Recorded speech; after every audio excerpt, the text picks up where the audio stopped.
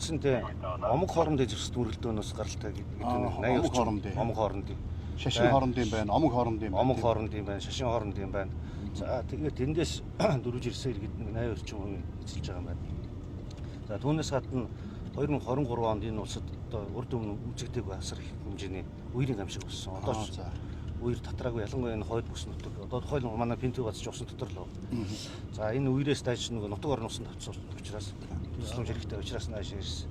За дахиад дараагийнх нь болохоор одоо бас нөгөө нүбийн гэдэг юм уу энэ тусламжийн хоол хүнс үнгүй байна гэдэг чинь бас нэг нилээд одоо амьдрах чадвар жоохон сулхан болцсон нөхдүүд нэг орж ирээд дээр нь эрүүл мэндийн асуудлын эрүүл мэндийн эмчилгээ үйлчилгээ үнгүй байдаг төрөстэй болно. За ахаад дээр нь хүүхдүүдээ сургууль цэцэрлэгт сургууль явуулна гэсэн энэ цөөн болох сургуулиуд байдаг учраас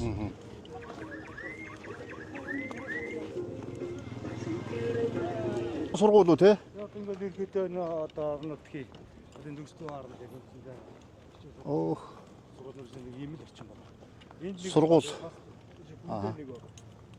Тэнд 135 мянган хүн дотор ийм сургууль 2 3 байгаа мó. Ширээ байхгүй самбар тэр биш тий. Бэлгэн дээрээ тавиал.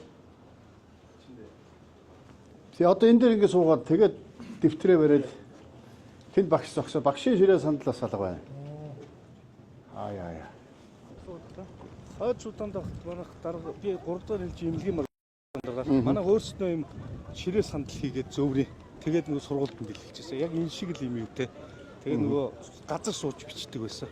Тэгээд манайх нэг 60 хүүхдийн ширээ сандал хийж өгчээсэн. Улс орон доктортой байх гэдэг маш чухал асуудал юм байна. Нэг бужигнаад эхэлчих юм бол тэр сайхан тогтсон амьдрал хөгжиж цэцгэлт хэдэн 10 жилээр ингээд дуусчдаг. Тэгээд одоо энэ эрснийх одоо хөрнөхөө үндсэн тэгээ үндэстэн цул байх, эв нэгдэлтэй байх ачаал хөдлөгээд одоо манай сэргийн албагч үнэхээр одоо би сэтгэлээрээ мэдэрч байна. Дээр нь энэ ард иргэдийг боловсролтой байх маш чухал асуудал байна гэдгийг бид нар бас мэдэрч байна. Одоо ингээл сайтаа ингээд өргөстэй хорон руу ороход ашиг бид нар өдөр тутам харьцдаг учраас энэ дунд амьдрах чадвартай урагшаа явъя зүтгэе гэсэн нэлээдгүй хүмүүс. Тэгэхдээ дийлэнх нь одоо нөгөө нүүбийн хүнсний хөтөлбөрөөс хизээ хоол ирэх бол өөрөөр хэлэх юм бол маргааштай итгэл ерөөсөө дөрөвсдөө орнд байгаа хүмүүс их хор.